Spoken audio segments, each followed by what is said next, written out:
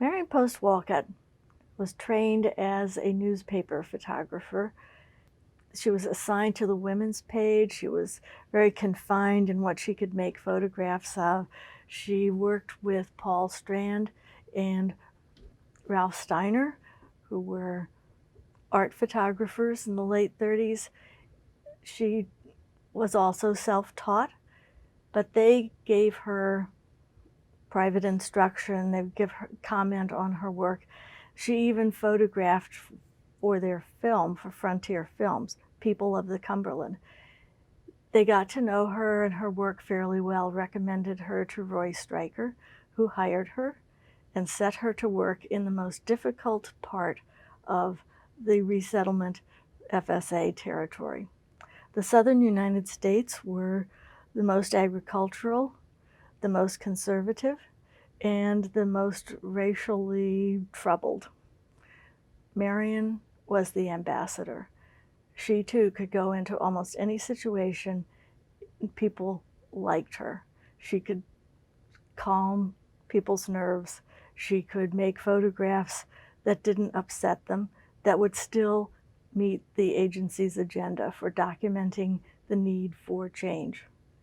So she traveled for most of her 3 years for the Resettlement Administration, for the Farm Security Administration. She traveled in the South. She was one of the people who was given the color film. She was one of the first who got the color film. So you can especially see the bracketing in her work. She made photographs of American flags, people celebrating 4th of July. These flag photographs get used heavily. She made photographs of juke joints, which are dance halls out in the sticks usually. Very simple music, no amplification, just people playing as they would in their own homes, but dancing went on there. She made photographs of a lot of plantations, former plantations, where there were tenant farmers working for plantation owners, and she could relate well to both of them.